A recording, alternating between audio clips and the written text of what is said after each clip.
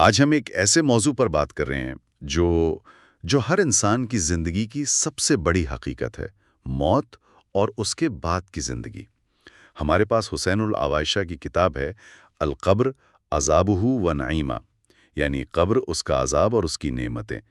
یہ کتاب قبر کے بارے میں اسلامی نقطہ نظر کو بہت گہرائی سے بیان کرتی ہے، تو ہماری کوشش ہوگی کہ اس کتاب کے حوالے سے اس پورے عمل کو سمجھا جائے، مطلب روح قبض ہونے کے لمحے سے لے کر قبر میں سوال و جواب اور پھر وہاں ملنے والی جزا یا سزا تک۔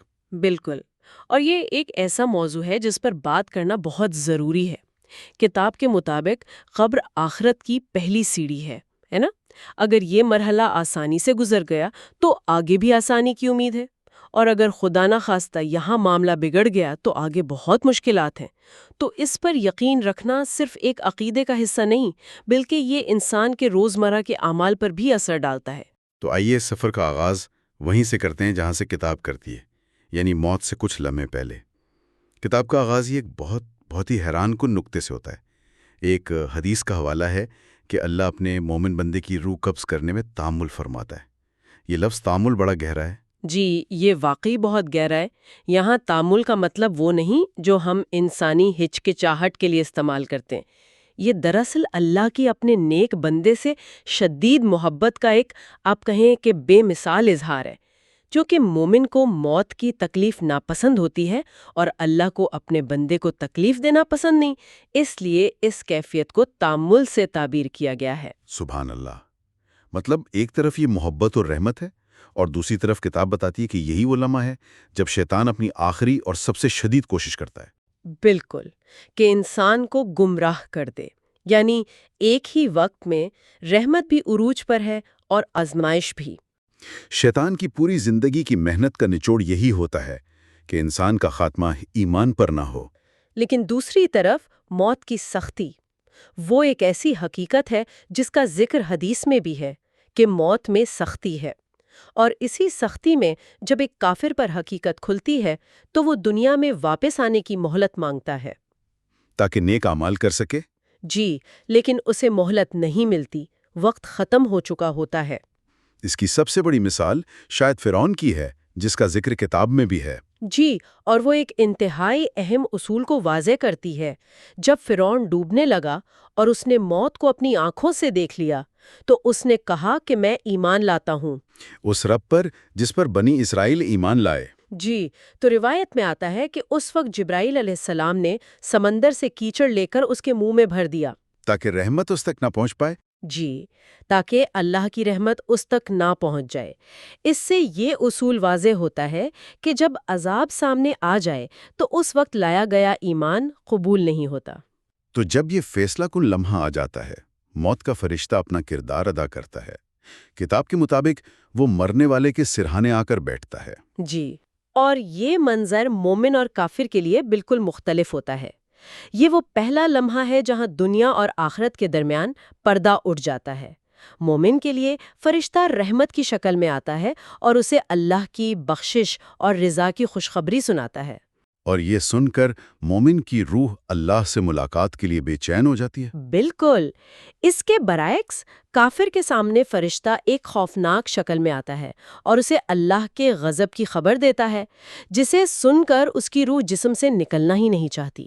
تو روح کا جسم سے نکلنا ہی اپنے آپ میں ایک فیصلہ کن لمحہ ہے، لیکن جب روح جسم سے جدا ہو جاتی ہے تو اس کا سفر کہاں ہوتا ہے؟ کتاب میں اس کی بڑی واضح منظر کشی کی گئی ہے، اور اس میں سب سے نمایاں فرق خوشبو اور بدبو کا ہے۔ مومن کی روح جسم سے ایسے آسانی سے نکلتی ہے جیسے مشک سے بھری تھیلی کا منہ کھول دیا گیا ہو۔ اور اس سے بہترین خوشبو پھیلتی ہے۔ جی، اور رحمت کے فرشتے اسے جنت سے لائے ہوئے ریشمی کفن میں لپیٹتے ہیں اور آسمانوں کی طرف لے جاتے ہیں۔ یہ خوشبو اور بدبو کا تذکرہ بار بار آ رہا ہے، گویا یہ صرف ایک استعارہ نہیں بلکہ ایک حقیقی تجربہ ہے۔ آپ نے بالکل صحیح نقطہ پکڑا، یہ ایک حقیقی تجربہ ہے۔ کافر کی روح کی بدبو اتنی شدید ہوتی ہے کہ اسے سڑی ہوئی لاش کی بدبو سے تشبیہ دی گئی ہے، اور اس کی روح کو جسم سے انتہائی اذیت سے کھینچا جاتا ہے۔ جیسے گیلی اون سے کانٹے دار سی کھینچی جائے۔ بالکل، اور جب عذاب کے فرشتے اسے لے کر اوپر چڑھتے ہیں تو اس کے لیے آسمان کے دروازے بند کر دیے جاتے ہیں، جبکہ مومن کی روح کے لیے اس کے لیے دروازے کھلتے چلے جاتے ہیں۔ ہر آسمان کے فرشتے اس کا استقبال کرتے ہیں، یہاں تک کہ وہ 7ویں آسمان پر اللہ کے حضور پیش ہوتی ہے۔ جی، وہاں اللہ تعالیٰ حکم فرماتا ہے کہ میرے بندے کا نام علیین میں لکھ دو۔ علیین، یہ کیا ہے؟ یہ ایک قسم کا اعزاز کا رجسٹر ہے، جہاں نیک لوگوں کے اعمال اور ان کی روحوں کا اندراج ہوتا ہے۔ اس کے بعد حکم ہوتا ہے کہ اسے زمین پر اس کے جسم کی طرف واپس لے جاؤ۔ کیونکہ میں نے انہیں مٹی سے پیدا کیا، اسی میں لوٹاؤں گا اور اسی سے دوبارہ نکالوں گا۔ بالکل، اور کافر کی روح کے ساتھ اس کے بالکل برعکس ہوتا ہے، اسے آسمان سے ذلت کے ساتھ نیچے پھینک دیا جاتا ہے۔ جی، اور حکم ہوتا ہے کہ اس کا نام سجین میں لکھ دو، جو سب سے نچلی زمین میں ایک قید خانے کی طرح ہے۔ دونوں صورتوں میں روح کو قبر میں سوال و جواب کے لیے واپس جسم میں لوٹا دیا جاتا ہے۔ تو یہ سب سننے کے بعد تو دل میں خوف بھی پیدا ہوتا ہے اور ایک امید بھی۔ اب اصل مرحلے کی طرف آتے ہیں جس کا نام سن کر انسان کام چاہتا ہے، خود قبر کے اندر۔ امتحان سے فوراً پہلے ایک اور مرحلہ ہے جسے قبر کا بھینچنا یا دبانا کہا گیا ہے، اور یہ ایک ایسا مرحلہ ہے جس سے کوئی بھی نہیں بچ سکتا۔ حدیث کا مفہوم ہے کہ اگر کوئی بچ سکتا تو وہ صحابی رسول سعد بن معاذ ہوتے، جن کی وفات پر عرش بھی ہل گیا تھا۔ جی، لیکن قبر نے انہیں بھی بھینچا۔ یہ تو بہت خوفناک بات ہے۔ کیا اس میں مومن اور کافر کے لیے کوئی فرق ہے؟ جی، فرق ہے۔ مومن کے لیے یہ بھینچنا ایک ماں کی طرح ہوتا ہے جو طویل عرصے بعد اپنے بچے کو محبت سے گلے لگاتی ہے، جبکہ کافر کے لیے یہ اتنی شدید سزا ہوتی ہے کہ اس کی پسلیاں ایک دوسرے میں گھس جاتی ہیں۔ اور اس کے فوراً بعد سوال و جواب کا سلسلہ شروع ہو جاتا ہے۔ جی، کتاب میں ذکر ہے کہ جب لوگ میت کو دفنا کر واپس جا رہے ہوتے ہیں تو وہ ان کے جوتوں کی آہٹ تک سنتا ہے۔ اور اسی آہٹ کے ختم ہوتے ہی 2 فرشتے آتے ہیں، منکر اور نکیر۔ کتاب میں ان کی حیت بھی بیان ہوئی ہے کہ وہ سیاہ رنگ اور نیلی آنکھوں والے بڑی ہیبت ناک صورت والے فرشتے ہیں۔ جی، وہ میت کو بٹھا کر 3 بنیادی سوال پوچھتے ہیں۔ اور یہ 3 سوال دراصل انسان کی پوری زندگی کا خلاصہ ہیں۔ بالکل، یہ کوئی علمی امتحان نہیں کہ جوابات یاد کر لیے جائیں۔ سوال ہے، من ربک؟ تمہارا رب کون ہے؟ ما دینک؟ تمہارا دین کیا ہے؟ اور پھر نبی اکرم صلی اللہ علیہ وسلم کی طرف اشارہ کر کے پوچھا جاتا ہے، ما کنت تقول فی ھذا الرجل؟ تم اس شخص کے بارے میں کیا کہتے تھے؟ یہاں پر دنیا میں گزارا گیا ہر لمحہ کام آتا ہے۔ مومن بغیر کسی خوف کے پورے اعتماد سے جواب دیتا ہے۔ جی، وہ کہتا ہے، میرا رب اللہ ہے، میرا دین اسلام ہے، اور یہ اللہ کے رسول محمد صلی اللہ علیہ وسلم ہیں۔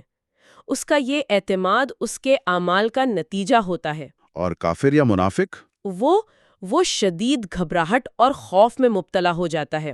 اس کے منہ سے صرف یہ نکلتا ہے، ہاں ہاں، میں نہیں جانتا۔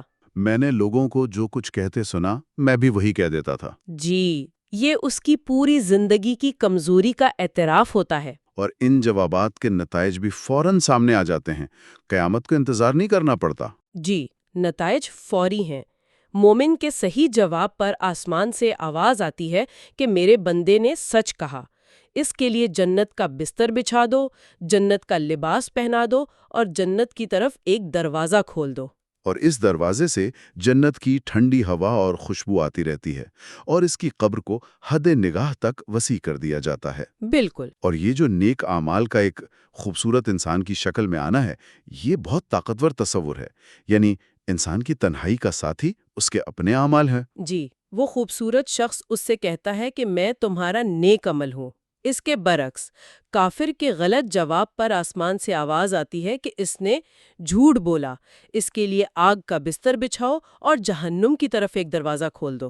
اور وہاں سے جہنم کی شدید گرمی اور بدبو آتی ہے۔ جی، اور اس کی قبر اتنی تنگ کر دی جاتی ہے کہ اس کی پسلیاں ایک دوسرے میں پیوست ہو جاتی ہیں، اور پھر اس کے برے اعمال ایک بدصورت بدبودار شخص کی شکل میں اس کے پاس آتے ہیں۔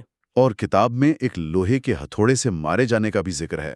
جی، اسے ایک ایسا بھاری ہتھوڑا مارا جاتا ہے کہ اگر وہ پہاڑ پر مارا جائے تو وہ ریزہ ریزہ ہو جائے۔ اس کی چیخ کو انسانوں اور جنات کے علاوہ تمام مخلوقات سنتی ہیں۔ یہ تفصیلات سن کر گھبراہٹ ہونا فطری ہے۔ جی، لیکن کتاب کا مقصد صرف ڈرانا نہیں بلکہ اعمال کی اصلاح کے لیے ایک شدید ترغیب دینا ہے۔ کتاب میں آگے کچھ مخصوص گناہوں کا بھی ذکر ہے جن پر قبر میں سزا ہوتی ہے۔ ایک طویل حدیث ہے جس میں نبی کریم صلی اللہ علیہ وسلم کو خواب کے ذریعے کچھ مناظر دکھائے گئے تھے۔ جی، اور ان سزاؤں کا تعلق براہ راست ان گناہوں سے ہے۔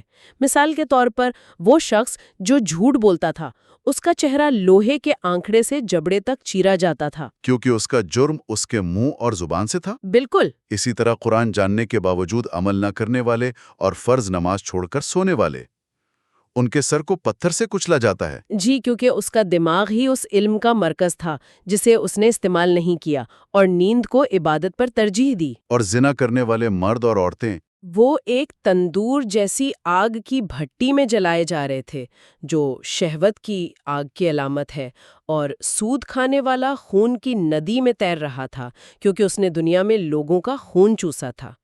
ان بڑے گناہوں کے علاوہ کتاب میں کچھ ایسے اعمال کا بھی ذکر ہے جنہیں ہم اکثر معمولی سمجھتے ہیں۔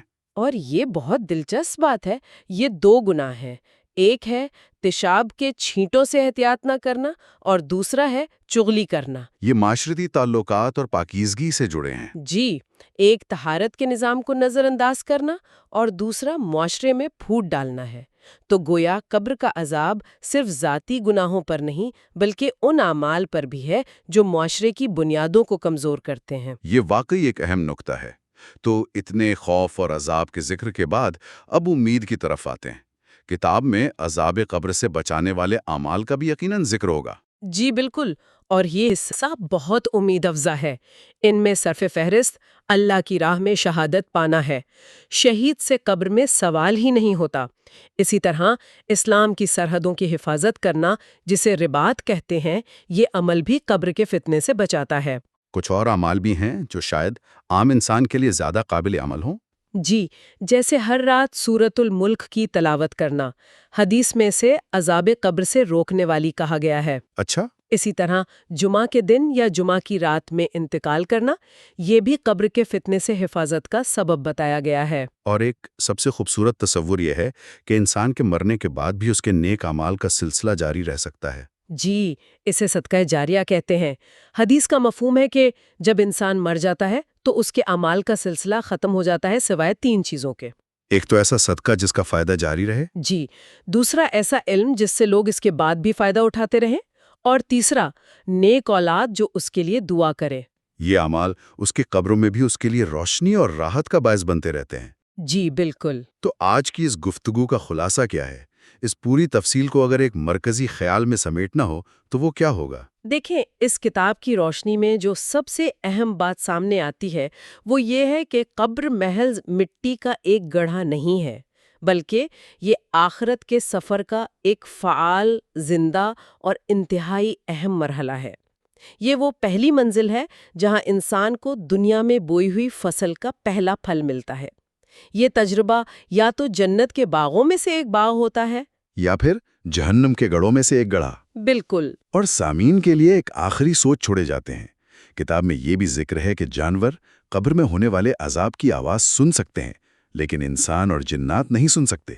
یہ ایک دلچسپ سوال پیدا کرتا ہے کہ اس غیبی پردے کے پیچھے کیا حکمت پوشیدہ ہے؟ یہ ایک بہت گہرا سوال ہے۔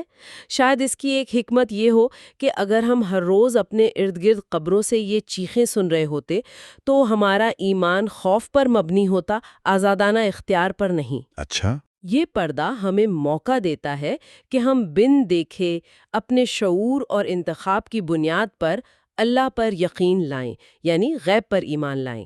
اور شاید یہی وہ امتحان ہے جو اس پوری زندگی کو بامانی بناتا ہے۔